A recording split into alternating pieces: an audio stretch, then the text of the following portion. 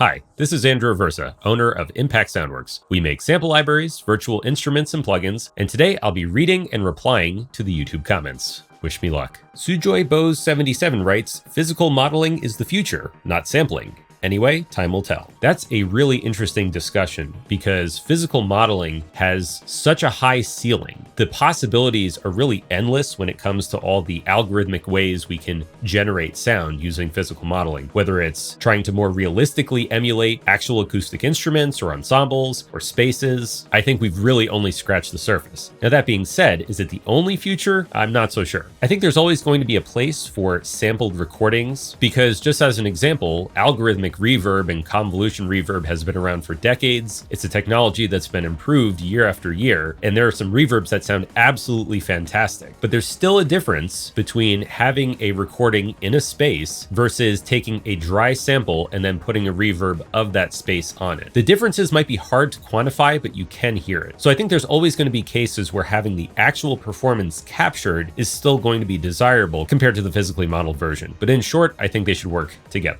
ProFleer EP4WQ writes, "Great company, great libraries, great story." That's in response to our story and history of Impact Soundworks video, which you can watch here, and thank you. Appreciate that. Frat Tunk Bass writes, in response to the Tokyo Scoring Strings full walkthrough, "I love my East-West opus."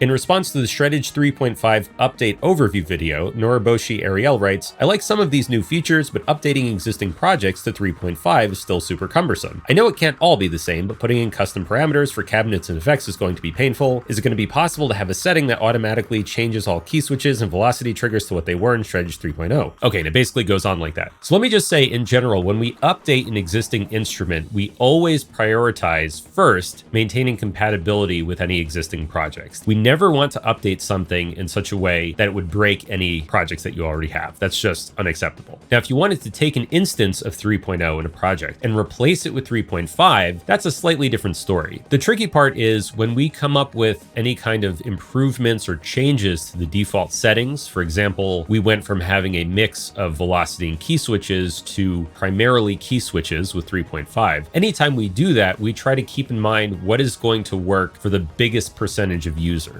Some people like the key switch method, some people like the velocity and key switch method, but in general, it seemed like going all key switches was the right move. Of course, that's not going to work for everyone. We understand that because some people prefer the other way. So the solution is you make your changes in the articulations tab, you switch it over to velocity and key switches, and then you resave it. It only takes about a minute or two per guitar, and then you never have to do that again. That's honestly the easiest way to do it, so you don't have to repeat that process for each and every project. On the MB Gordy Percussion Boobams video, Demon Stray writes, "You cannot hide your voiceover script from me."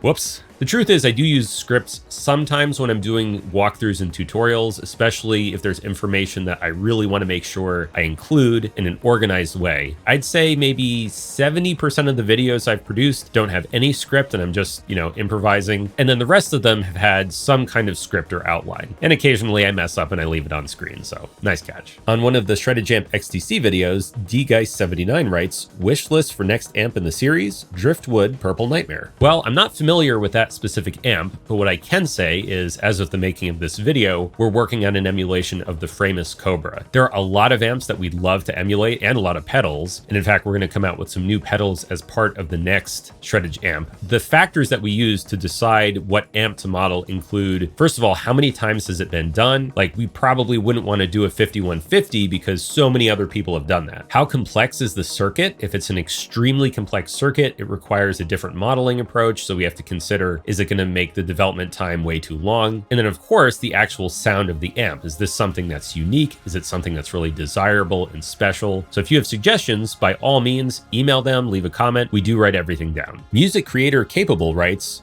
"Good. I just want to say thank you, Music Creator Capable. This person, I don't know anything about them, but they write good on nearly all of our videos, and it just makes me happy every time. I get a little smile on my face when I see good in my inbox for one of the comments, so thank you. On our video about recreating a guitar solo with Shreddage 3 Serpent, Passion for Drums writes, I'm new to this, but could I just convert my Tux guitar tab into MIDI and then use in whatever program? That way I wouldn't have to start from scratch. That's a really good question. We've gotten requests for integration with various guitar tab software. The truth is, doing that kind of integration is not as easy as you would think. Without getting into all the technical specifics, Kontakt really doesn't have the ability to load tablature in it. It's just not possible. And it can't really import MIDI either exactly. Like, Kontakt doesn't know where a MIDI came from. I could foresee in the future, in like a Shreddage 4 or Shreddage 5, maybe we could have some sort of toggle for compatibility for MIDIs that were exported from another program, but I really can't make any promises. All I can say is that it's not as easy as you would think, but it is something that we hear a lot and we're thinking about it. On my water piano tutorial, Sviat Verdi writes, so that's how the Titanic's piano would sound like. Pretty cool. Yeah, I guess it would sound like that. Also on the water piano video, Oi Bruv writes, what is a man when he has no more pianos to submerge in water?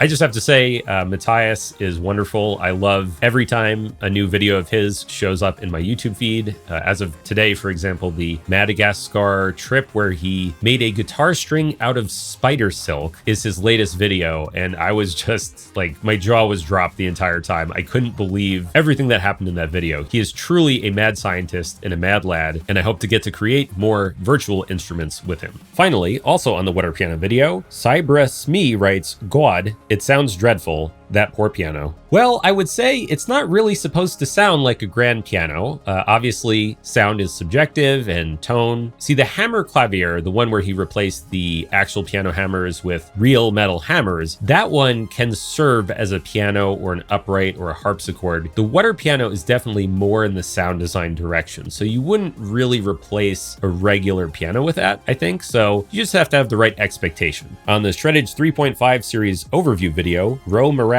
Drummer writes, this is not free, scam. Well, I'm going to guess that somebody told him about one of our free Shreddage 3 instruments like Stratus or Precision, and then maybe he looked at the product page for one of the paid ones instead, or he saw that we have like this default field where you can put in like a tip when you get the free instruments, but you can just write 0 there and then it really is free. So I'm not sure what was going on there, but they really are free. You can just put $0. On our Shreddage 3 Hydra walkthrough video, or at least one of them, June 1952 writes, Ayo, the opening was Tear of the Goddess by Pentakill. Woo! Yes, Pentakill is awesome. I actually used to play League of Legends for years. Once I had kids, it became apparent that I could not sustain playing that game and have any semblance of a life and career. But I really, really admire the music team, the in-house team of Riot Games. Everything they do is great. And we actually reached out to them about using Tear of the Goddess as one of the demos. We wanted to clear it with them first. They were totally cool with it. So thank you again, Riot, for letting us do that. It's an awesome track. Agustin Diaz Hache 2 Años 877 writes, A.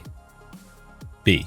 On the Shreddage 3 Hydra walkthrough video, Shreddage 3 Hydra 469 writes, as a Shreddage 3 Hydra, I can confirm this is how we work. All I have to say is this made our team laugh a lot when we first saw it. I don't know who you are, but thank you for making us laugh. That it's just great. On our video about using the Pulse downloader, Tomledo Girl writes, I can't install Minima. Frowny face. As far as I'm aware, Minima is not one of our products. I think it's Sonokinetic. Honestly, this does happen. Sometimes people reach out to our support because they're frustrated with installing or downloading a product that we don't make. I guess it happens sometimes if you have a lot of users. Sorry. But I will say that using Pulse has been an overall great experience. The development team there has been constantly working on ways to improve it, make it more user-friendly. I think they've done a really great job. And overall, it's definitely reduced the amount of problems that our users have had downloading our instruments. It makes the whole download and update process just so much easier. On our 88E video, Peter Tremblay 3725 writes, good free instrument, but I don't download anything that forced me to install a downloader. Well, this is also on the topic of Pulse. All I'll say is that, again, it has reduced the amount of tickets that we've had related to downloads and updating. And in fact, it really enables us to do more frequent updates for more of our products. So we're not going to be switching anytime soon, but I don't think it's a huge hassle. And the nice thing is that Pulse is supported by many developers. So unlike a lot of these developer-specific downloaders, at least with this one, it supports like 30 plus different developers. Garpocalypse writes, in response to our Rosette Mandolin walkthrough, I can feel it. There's an ISW Dobro coming soon, right? That's a great idea. We've gotten suggestions for that. I will say it is on our list of things to do, even if we're not working on it right now. A banjo will be coming first. Ashwat3735 writes, in response to our Cinematic Pulses video, "Hi, can you make a tutorial on how to make epic drum like Junkie XL, especially Mad Max Fury style beefy drum?" I should literally call the video that, Mad Max Fury style beefy drum, first of all. But second of all, I actually already made a video like that about how to make epic drums using samples you already have, which you can watch right here. Zachary5683 writes, "Respect, best YouTube views provider promo." Hey, that's not a real comment, get that out of here. On Rosette Fingerstyle, Lofo Muses writes, "Wow, you used an Acoustic Alchemy tune, Playing for Time, for your demo. One of my favorite bands of all time. Thanks for this." Yes, we love Acoustic Alchemy. I've been listening to them ever since I was a kid. My parents listened to them. We have other members of the team that love their music. If you're looking for virtuosic acoustic guitar playing with great melodies and great harmonies and all instrumental, definitely check out Very Best of Acoustic Alchemy. I think it's their best work. On the Hammer Clavier video, One Kleiss writes, "Wow, you just add attack to free VST like upright piano and get the same." If you honestly feel like you can do that, then by all means go for it. And I don't mean that in a sarcastic way at all. If you feel like with the tools that you have, you can achieve the sound you want, there's really no reason to buy a new library. From my perspective, when I purchase new gear myself, I do it for one of two reasons. Either one, it gives me some sort of sound or tone that I don't already have, or two, it lets me do something that maybe I can already do, but it's easier, it's more streamlined, it's more intuitive. So those are my two factors. If you already have those two things covered, then don't buy it. That's fine. Mihai Sunzuyana 3925 writes, "Can you guys make more Kontakt Player instruments in the future?" Yes, basically going forward, everything we do is going to be Kontakt Player. We've been moving in that direction for the last few years anyway, and new native instruments policies have made it a lot more feasible to make our free instruments Kontakt Player as well. So over time, we will be converting older libraries or deprecating old ones and creating replacements that use Kontakt Player and not the full version. Eric Lucas 1045 writes, "I downloaded it and it won't work, so that's awesome. Wants my money back." All right, so this is really important. First of all, our support team is always on call. We are more than happy to help anyone with any kind of technical problem you might have. We hear from people that have library-specific issues, DAW-specific, context-specific. We will do everything we can to get you up and running. Now, if there is a problem and for some reason you literally cannot use one of our products, we will refund you. That is a guarantee. Or we can give you store credit and you can get something that you can run. We never want to have somebody's money where we give them a product and they literally cannot use it. That's also just unacceptable to me. Sunnybone writes, in response to my Super Audio Card 2 sound design video, "The Paper Mario Star Haven sound sent me. Glad you enjoyed it." We have some Paper Mario fans on the team. And finally, on the Super Audio Card 2 video, again, Headache Central writes, "Will there be recreations of samples from the EMU Proteus or emulator series of devices in this? Very curious to see how this turns out." Funny you should mention that. We are actually licensing hundreds of original samples from the EMU Proteus series. So you will not just be hearing recreations of those sounds, we will have the literal exact sounds. So you can look forward to that. All right, that's all the time I have for today covering these comments. I hope you enjoyed this, found it informative, entertaining. If you like it, let me know, and I will do another video like this in the future. So thanks, this has been Andrew Aversa, and I'll see you in the next one.